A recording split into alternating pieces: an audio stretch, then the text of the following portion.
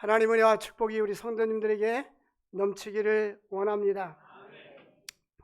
오늘은 그리스도의 향기와 편지, 이런 제목으로 말씀을 상고하고자 합니다. 요즘은 그 편지를 다 휴대폰을 가지고 있어가지고 카톡으로 문자를 쓰고 받고 또 외국에서도 금방 받습니다. 과거에는 손으로 편지를 써가지고 우체통에다 넣으면 해외로 가는데 일주일, 2주일 걸리고 답장해서 오면 또 일주일, 2주일 걸리고 그랬습니다. 그러니까 조금 발달되고 나서는 팩스가 생겨서 팩스로 두르륵 팩스로 했어요. 지금 인터넷이 발달돼서 21세기의 최고의 발명은 인터넷입니다. 인터넷으로 인해서 지구 반대쪽에서도 이메일을 보내면, 인터넷을 보내면 금방 받고 또 금방 다시 옵니다. 우리 앞뒤자로 좋은 시대에 살고 있습니다. 인사 시작. 정말 좋은 시대에 살고 있어요.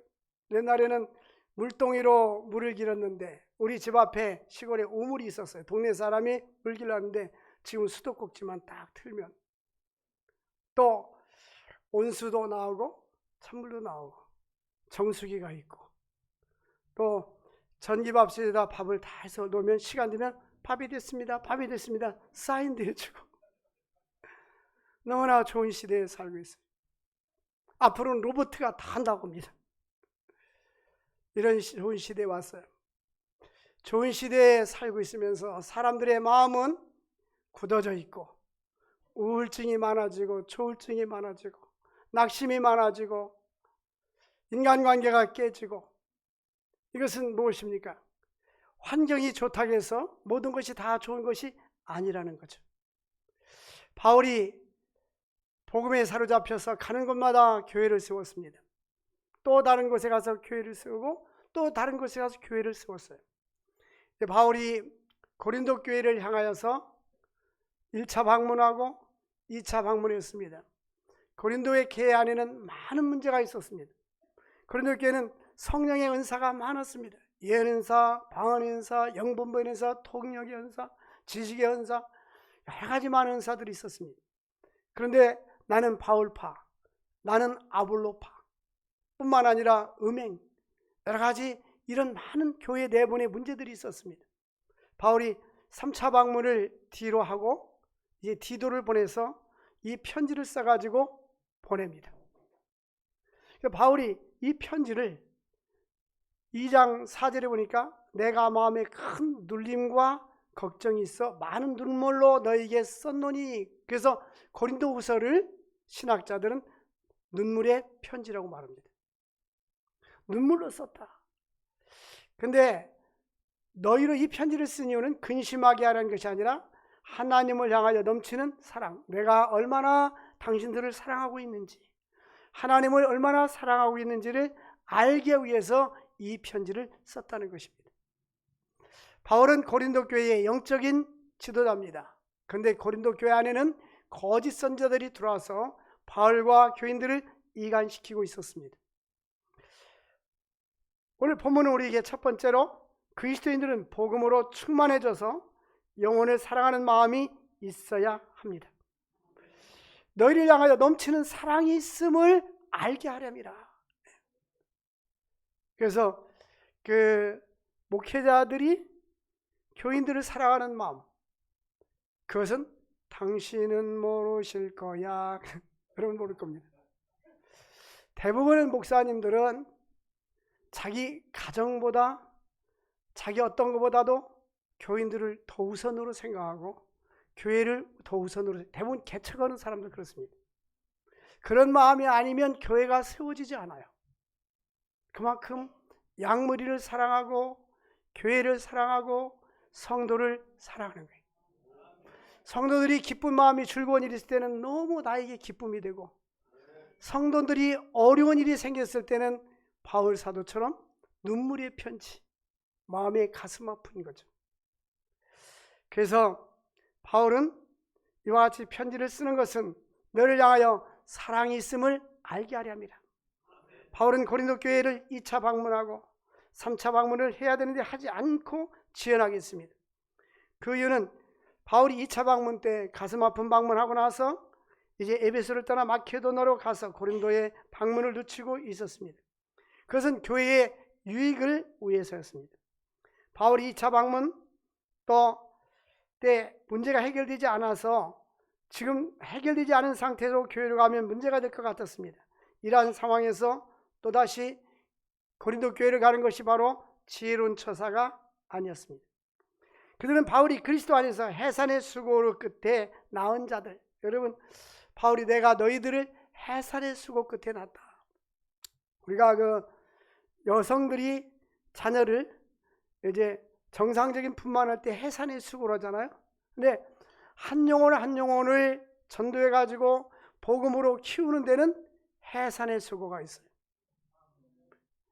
한 영혼을 주님 앞에 인도해서 성장시키는 일이 그리 쉬운 일이 아니라는 겁니다. 바울이 내가 해산의 수고를 했다라고 말합니다.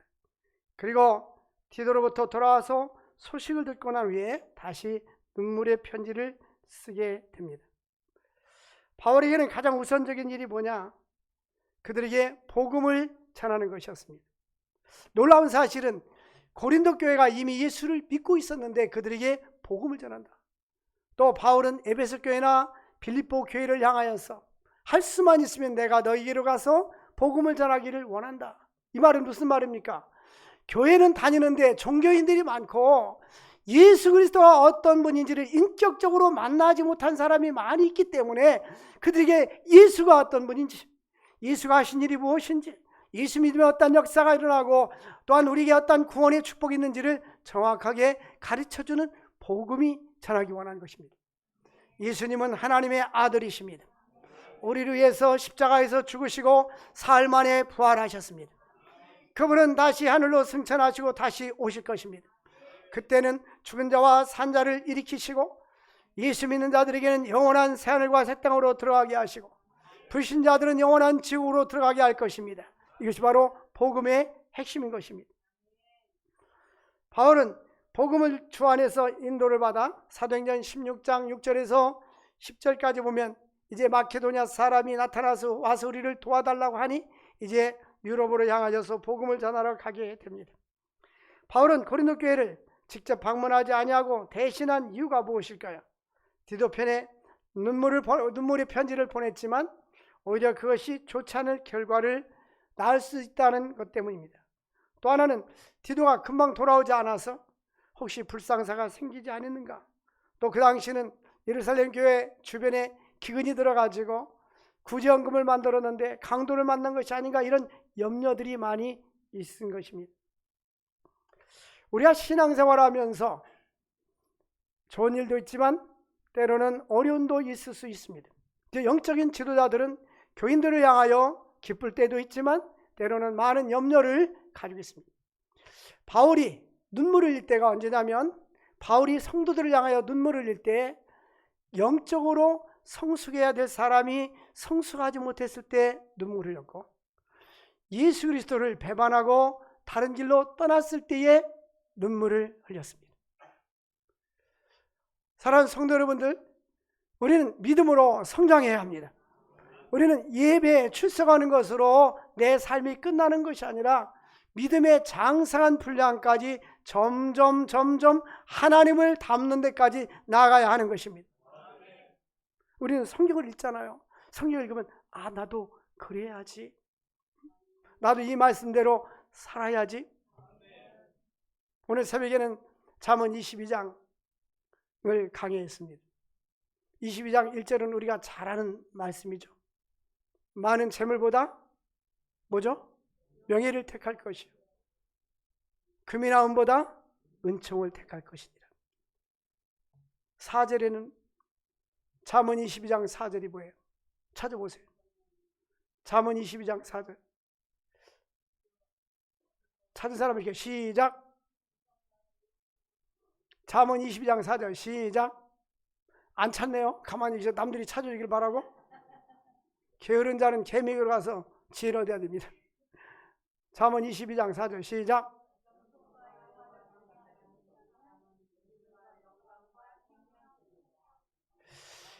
겸손하고 여호와를 경외하는 자에게 하나님이 보상을 주시는데 재물을 주시고 영광을 주시고 생명을 주신다. 내 마음속에 확 탔어요. 여러분 이 말씀을 새기면 이제 잊어버리지 말고 외우고 다니세요. 겸손하고 여호와를 경외하는 자들. 교만이 아닙니다. 겸손하고 여호와를 경외하는 자에게는 하나님이 보상을 주는데 그 보상은 뭐를 줘요? 재물, 그 다음에 영광, 그 다음에 생명. 이보다 더 좋은 게 재물도 얻고 영광도 얻고 건강과 생명을 얻고 얼마나 좋아요. 하나님을 경외하고 겸손히 살아갈 수 있기를 바랍니다. 내 안에 예수가 계실 때, 예수가 내 삶의 중심이 될 때에 우리는 겸손해질 수가 있는 것입니다. 나의 삶이 내가 주인이면 겸손해질 수가 없어요. 예수님만이 나의 삶의 주인이 되어야 하는 것입니다. 교회의 주인도 예수님, 교회의 머리도 예수 그리스도.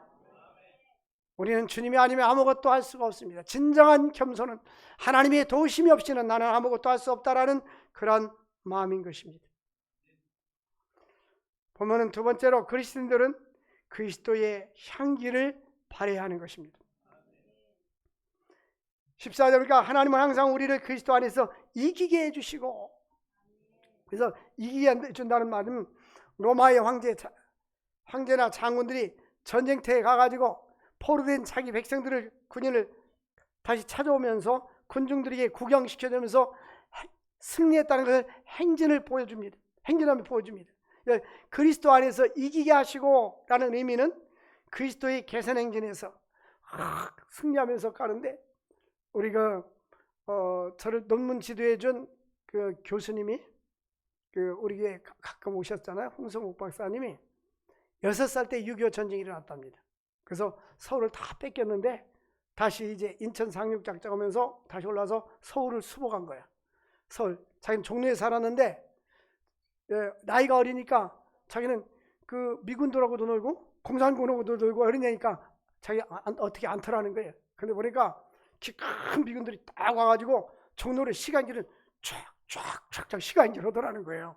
그 기억이 나더라면서 얼마 전에 그 이야기를 하더라고요. 여기서 이야기하는 것은 하나님께서 그리스도 안에서 이기게 해준다는 말은 승리해가지고 북한군들이 서울을 딱 차지했는데 다 내쫓고 이제는 유엔군들이 딱 들어와가지고 행군을 촥촥촥 할 때 거기에 내가 이기게 하시고란 말은 그 행진의 대열에, 승리의 대열에 나를 끼워주시고 그 뜻입니다. 바울의 감사는 예수 그리스도로 말미암아 사탄의 마귀를 이기게 하시고 승리하게 하시는데 우리를 그 승리의 대열에 우리를 끼워주신 것입니다. 그리스도의 개선행전에는 언제나 동참케 해준다는 의미인 것입니다.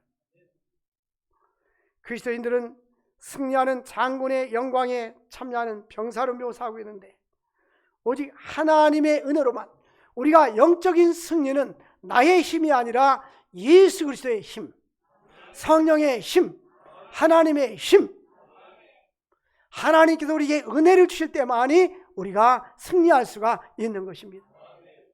오늘도 이 자리에 있는 것이 얼마나 감사합니까? 만약에 영적인 전쟁에서 패배했다라면 주일날 교회 오지 않냐고 방황하면서 세상을 향하여 살고 있을 것입니다. 하나님께서 이 자리에 있게 한 것은 너희가 나를 택한 것이 아니요 내가 너희를 택하여 세웠나니 이는 너희로 가서 많은 과실을 맺게 하려 함이라. 저는 참 감사한 게 예수 믿는 거 감사. 초등학교 들어가기 전부터 예수 믿는 거 감사. 주일날 빠짐없이 교회 다니는 거 감사. 중학교 때부터는 어른 공예배도 거의 다 드렸어요. 특히 옛날에는 텔레비전도 없고 뭐 놀이시설도 없잖아. 시골에 교회 가는 게 유일한 낙이었어요. 우리가 예수 믿고 믿음으로 살고 하나님께서 승리의 대열에 우리를 참여시킨 것에 대해서 우리가 주 안에서 우리를 이기게 해 주시고, 내가 이긴 것입니까? 주님께서 이기게 해 주셨습니까? 주님께서 이기게 해 주시고, 14절 보면 항상 우리를 그리스도 안에서 이기게 하시고 승리케 하시고, 할렐루야. 우리로 말미암아 각자의 그리스도 하는 냄새를 나타내는 하나님께 감사하노라. 여기 냄새는 로마 황제가 개선했을 때에, 승리했을 때, 전쟁에 승리하고 돌아올 때에 향불을 피워가면서 냄새를 피우는 것을 연상하게 합니다. 때로는 이방인들이 주피터 신전에 가면서 희생의 제물을 드릴 때에 피웠던 관례, 향기를 말하는 것입니다. 바울은 그리스도에 관한 지식을 전파하는 것을 향기에 비유하고 있습니다. 그리스도인들은 예수 그리스도의 복음을 증거할 때 향기가 나타나는 것입니다. 그런데 보니까 예수 그리스도로 말미암아 그리스도를 아는 냄새, 이 말은 내 안에 예수를 아는 지식, 예수가 내 안에 계신 것, 내가 먼저 예수를 알고 내 안에 계시는데 이제 이것이 밖으로 향기로 나타나게 되는 것입니다. 그래서 15절, 우리를 구원받는 자들에게나 망하는 자들에게나 하나님 앞에서 그리스도의 뭐다요? 향기다. 여러분, 우리 안에 예수의 냄새가 나야 하는 것입니다. 어떤 사람은 교회를 다니는 종교인에 불과하고 하나의 직분만 받았지 예수 믿지 않는 자들로 하여금 조롱을 당하고 손가락질을 당하고 비난을 당하는 사람들이 많이 있습니다. 역시 그 사람은 예수 믿는 사람다워. 그 사람은 권사님답고 집사님답고 장로님다워. 그 사람은 참 목자야. 목사님다워. 저는 택시 탈 일이 많지 않은데 특별한 경우에 차를 놓고 서울 시내가 돼 지하철 타고 택시로 이동할 때가 있어요. 저는 아무 말 안 해도 이렇게 대화만 몇 번 하면 목사님인 것 같아요. 그래서 목사님인 것 같은 게 아니라 목사님입니다. 당신은 참 신령한 눈을 가졌군요. 이 얼굴만 봐도 목사님 같아야 돼요. 당신 보니까 꾼 같군요. 그러면 안 되잖아요. 그것도 꾼도 앞에다 사기라는 말 붙으면 안 되잖아요. 우리 예수 믿는 사람들은 냄새가 나야 됩니다. 거룩한 냄새. 향기를 발해야 하는 것입니다. 그리스도는 복음을 증거할 때에 향기가 나는 거예요. 자신들을 도구로 삼아서 그리스도의 전하는 그러한 증거가 있어야 됩니다. 오늘 제가 이 향기를 설교하려고 샤넬 향수를 내가 뿌렸어요. 그러니까 안 갈 거예요, 향수가. 그래서 나갈 때 나나 맡아보세요. 사람들은 면세점에서 나갈 때 가끔 사는데 사람들은 향수를 몸에 뿌립니다.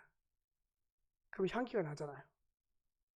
그런데 우리는 예수의 향기. 이 향수도 이게 뚜껑을 닫아놓으면 냄새가 안 나가요. 열어서 뿌려야 됩니다. 마찬가지로 나만 예수를 알고 있는 것이 아니라 이 입의 뚜껑을 열어서 예수 믿으라고 막 흔들어야 됩니다.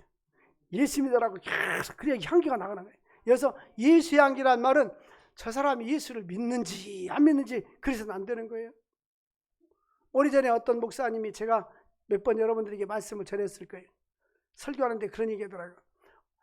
어떤 분이 싸우다가 자기 교회 안수 집사가 싸우다가 누구를 상대방을 때렸대요. 그래가지고 경찰서에 갔어요. 목사님들이 그런 일 있으면 좀 이렇게 잘 좀 이렇게 해결하려고 가잖아요. 그런데 같은 직장 동료인데 그쪽은 장로님인데 서로가 집사인지 장로인지 몰랐어요. 그래서 싸웠어요. 근데 이제 양쪽에서 목사님 와가지고 장로님 웬일입니까? 집사님 웬일입니까? 그러더라는 거예요. 알고 보니까 집사 장로요. 그래가지고 화해시켰는데 당신이 진작에 장로라면 내가 안 그랬을 거 아니요. 당신이 안수 집사라면 내가 안 그랬을 거 아니요. 그러더라는 겁니다. 어떻게 신앙생활하길래 자기의 신분이 노출될까 봐 부끄러워서 예수 믿는 안수 집사님 장로님처럼 행하지 못하니까 그걸 말하고 못하는 사람이 있다는 걸 실제인지는 모르지만 실제가 아니기를 바랍니다. 그 실제일 수도 있어요. 여러분, 예수 믿는 사람들은 예수의 정체성, 아이덴티티, 이 메이커가 있어요. 메이커. 네? 메이커. 우리나라 보면 이 닥스 상품이 많이 잘 팔리잖아요. 약간 중고가니까. 아주 고가는 아니지만. 근데 이게 다 외국에서 만들어요. 딱지만 탁 붙여버린 거예요. 이게 딱지값이에요. 딱지값. 제가 저쪽 솔로몬관에 손님들이 오면 자기 하려고 돌침대를 하나 샀어요. 전에. 그래가지고 난 우리나라 건지 알았는데 이름은 메이커는 이 간판은 우리나라 건데 와서 도착하니까 메이드 인 차이나 그래서 내가 이거 왜 중국 겁니까 했더니 중국 거 아닌 게 어디 있어요? 그 배달 사원이. 근데 분명한 것은 여기 있는 우리 모두는 메이드 인 코리나야. 한 사람은 메이드 인 인디아가 있어요. 이게. 인도 목사님. 우리는 예수 믿는 사람들은 예수의 향기가 나타나야 됩니다. 누가 봐도 예수의 냄새가 나와야 되고, 목사님은 목사님 다 와야 되고, 권사님은 권사님 다 와야 되고, 장로님은 장로님 다 와야 되는 것입니다. 그래서 바울은 우리를 그리스도 하는 냄새를 나타나게 하신 하나님께 감사. 우리로 하여금 예수를 냄새가 나타나게 하나님께 해주신 것에 대해서 감사한다는 거예요. 구원받은 자들이나 망하는 자들이나 하나님 앞에서 예수 그리스도의 향기다. 바울이 말한 두 가지 향기는 16절에 이 사람에게는 사망으로부터 사망이 이르는 냄새요, 저 사람에게는 생명으로부터 생명이 이르는 냄새라. 누가 이를 감당하리요? 근데 냄새는 냄새인데 하나는 사망이 이르는 냄새, 하나는 생명이 이르는 냄새인 것입니다. 어떤 사람에게는 악취가 나지만 어떤 사람에게는 향수가 난다는 것입니다. 이것은 십자가의 복음이 고린도서 1장 18절에 양면성을 말하고 있습니다. 우리 한번 같이 읽어보겠습니다. 시작. 십자가의 도가 멸망하는 자들에게는 미련한 것이요 구원을 얻는 우리에게는 하나님의 능력이라. 참 습관이 중요한 것 같아요. 이게 스크린으로 보여주니까 아까는 안 보여주고서 찾으라니까 안 찾잖아요. 왜 우리 보고 찾으라고 하냐고, 귀찮게. 성경도 안 가지고 다니시는 분들도 많을 거예요. 왜냐하면 다 보여주니까. 어쨌든 이 십자가의 복음, 예수님이 십자가에서 죽으시고 부활하시고 승천하시고 우리를 대신해서 죽으신 대속의 죽음을 죽으셨습니다. 321장 날 대속하신 예수께 내 생명 모두 드리니, 거기까지만 한번 합시다. 시작. 날 대속하신 예수께 내 생명 모두 드리. 할렐루야. 정말 주님께서 나를 위해서 대신 죽으셨기 때문에 우리도 이 생명이 아깝지 않게 내 생명 모두를 드리겠다는 신앙의 고백인 것입니다. 그런데 이 십자가의 양면성은 십자가의 도가 멸망하는 자들에게는 미련한 것이다. 이 말은 무슨 말이냐면, 아이고 예수님이 십자가에 죽었으면 끝난 거지, 어떻게 우리를 구원해 주나, 또 그 예수 믿는다고 어떻게 내가 구원받는가, 이렇게 생각하는 것은 미련한 것입니다. 그러나 구원 얻는 우리에게는 십자가의 능력, 보혈의 능력, 주의 보혈 능력이 있도다. 어떤 분이 나한테 그래, 매주 금요일마다 무슨 찬송을 불러요? 제가 보혈의 능력을 지금 수십 년 부르고 있어요. 우리 부격자 사람이, 목사님 금요일에 되면 지금도 부르고 있나요? 네, 어제나 영원토록 변함없이 부릅니다. 죄에서 자유를 얻게 하면 보혈의 능력이 있도다. 다른 거 부르면 안 됩니까? 안 됩니다. 저는 계속 부를 거예요. 과거에 이명박 전 대통령, 그분이 대통령 재임 시절에 그때만 해도 국회의원들이 예수 믿는, 신실하게 예수 믿는 사람이 많아요. 지금은 표 들라고 교회 등록한 사람이 많은데, 그 체육관에서 어떤 큰 대형 집회를 했을 때 그 국회의원들 남성 사중찬이 이 죄에서 자유를 얻게 하시는데 아주 화음을 잘 넣고 잘하더라고요. 근데 보혈이 그 탁탁 그 부점을 살려가면서 아주 잘하더라고요. 근데 예수에게는 주의 보혈 뭐가 있도다? 주의 보혈 능력이 있도다. 할렐루야. 주의 보혈에는 능력이 있습니다. 주의 보혈은 제사함의 능력이 있고 구원의 능력이 있고 영생의 능력이 있는 것입니다.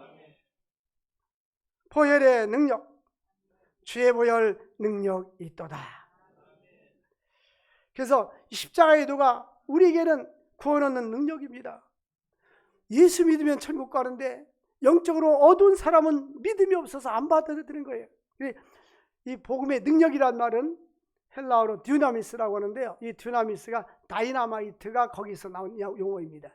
이 다이나마이트가 파워에 넣고 탁 하면 꽝 쳐지듯이 하나님의 능력, 복음의 능력은 살인 강도를 할지라도 예수를 구주로 영접하면 변화가 일어나기 시작합니다. 예수를 믿으면 인격적으로 만난 사람은 반드시 그의 삶에 변화가 일어나는 것입니다. 내 중심 삶에서 하나님 중심으로, 인본적인 생각에서 신본적인 생각으로 바뀌게 되는 것입니다. 토라에 이런 이야기가 있어요. 꿀벌은 똑같은 침이 있는데 꿀을 빼낼 때 사용하기도 하고, 또한 적을 위해서는 독침을 쏘기도 합니다. 그래서 토라의 이스라엘 사람들은 이렇게 자기들만 선민이고 아브라함의 후손이라고 생각합니다. 그래서 그들은 토라에서 이런 얘기를 해요.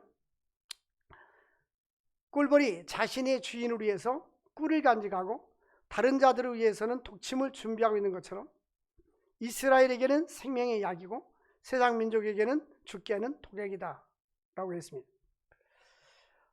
우리 그리스도인들에게 십자가의 도는 구원 얻는 하나님의 능력이 되는 것입니다. 이 16절에 보니까 누가 이 일을 뭐하려? 감당하려. 어떤 사람에게는 사망, 어떤 사람에게는 생명. 누가 그렇게 하는 거예요? 하나님. 하나님께서 우리에게 영생을 주시고 구원을 주시고 예수님을 보내주신 것에 대해서 감사할 수 있기를 원합니다. 세 번째, 너희는 그리스도의 뭐다? 편지다. 우리가 뭐라고요? 그리스도의 편지. 옛날에는 그 편지를 쓰면 그게 오래 전달되고 했잖아요. 근데 지금은 요즘 거의 이메일로 다 쓰잖아요. 왜 이 말을 하냐면 바울이 고린도 교회에는 거짓 선자들이 들어와 있었습니다. 그때만 해더라도 추천서를 가지고 다녔는데요. 추천서만 있으면 왕이나 국회의원이나 이런 사람 추천서를 딱 보여주면 권위가 있었어요. 그리고 교회에서도 총회장이나 아니면 노회장이 추천서를 써주면 그 사람은 인정을 받는 거예요. 근데 바울은 그런 추천서를 가지고 다니지 않았습니다. 왜냐하면 추천서가 필요 없기 때문에. 그래서 이들은 바울에게 사람은 거짓 선지자다, 추천서도 없다. 자기들이 써서 만들어가지고 가지고 다니면서 추천서가 있어 자기들은 영적인 권위가 있다라고 생각했습니다. 그래서 바울은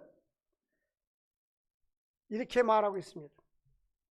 내가 사도가 된 것은 갈라디아 1장 1절에 보면 사람에게서 난 것도 아니요 사람으로 말미암은 것도 아니요 오직 그리스도를 그의 죽은 자 가운데 살리신 하나님으로부터 말미암아 낳게 되었다. 우리가 사람으로부터 내가 난 것이 아니다. 죽은 자를 살리신 하나님께서 나에게 사도권을 주었다는 것입니다. 영적인 지도자들, 목사님들은 구약시대 때는 이 기름 부어 세우는 종이 선지자, 제장, 왕들. 근데 신약시대 때는 직분을 때 안수집사도 안수하고 장로도 안수하고 목사도 안수합니다. 근데 목사는 영적인 지도자로 말씀을 선포하고 양무리를 치도록 하는 지도자입니다. 그래서 안수집사가 장로 되려면 장로 안수 따로 받아야 되고 장로가 목사가 되려면 목사 안수를 따로 받아야 됩니다. 바울은 내가 사도로서 직분을 받은 것은 사람이 나에게 준 것이 아니라 하나님이 나에게 부여하신 영적인 권위가 있다라고 말하는 것입니다. 제가 목사라서 그렇게 말하는 것이 아니라 영적인 지도자들을 귀하게 생각하십시오. 하나님이 영적인 지도자를 세워서 양무리를 치게 하시고 그들을 통해서 생명의 말씀이 공급돼서 영적으로 성숙하게 하는 것입니다. 그래서 바울은 이렇게 말합니다. 고린도서 3장 3절에 너희는 그리스도의 편지인데 3장 3절을 같이 읽겠습니다. 시작. 너희는 우리로 말미암아 나타난 그리스도의 편지니 이는 먹으로 쓴 것이 아니요 오직 살아계신 하나님의 영으로 쓴 것이며 또 돌판에 쓴 것이 아니요 오직 위에 마음판에 쓴 것이다. 바울은 이러한 그 추천서가 필요치 않다는 것입니다. 당신들의 마음속에 이미 하나님이 새겨져 있고 예수님이 새겨져 있고 그들의 마음속에 새겨진 그러한 마음속에 예수님과 하나님이 새겨진 것은 누구를 통해서 전파된 것입니까? 바울이 그들에게 하나님의 말씀을 심어줬기 때문에 이미 당신들의 마음속에 편지가 새겨져 있는데 내가 종이가 무엇이 필요하냐 그 뜻인 것입니다. 오늘도 우리는 그리스도의 편지, 여러분들 그리스도의 편지가 될 수 있기를 바랍니다. 여러분들을 보고 예수를 믿고 싶은 사람이 많아야 되는 것입니다. 이런 사람들이 그리스도의 편지인 것입니다. 이건 먹으러 쓴 것도 아니고 또 다른 것으로 쓴 것이 아니라 살아계신 하나님의 영으로 성령께서 우리에게 거듭남을 주시고 믿음을 주시고 구원을 주시고 은혜를 주시는 것입니다. 돌판에 새긴 것이 아니라 육의 마음판에 새긴 것이다 하는 것입니다. 그래서 사람들이 가지고 다니는 그런 추천서는 인간에 의해서 만들어진 것입니다. 그래서 로마서 8장 9절 보면 누구든지 그리스도의 영이 없으면 그리스도의 사람이 아니다. 예수 믿고 구원받은 사람은 그 안에 예수님이 계시고 성령님이 계시고 그리스도의 영이 거하시는 것입니다. 육신의 신비에 새겨진 그러한 것이 이제 바울은 성령께서 우리에게 마음판에 예수 그리스도를 새겨 주었다는 것입니다.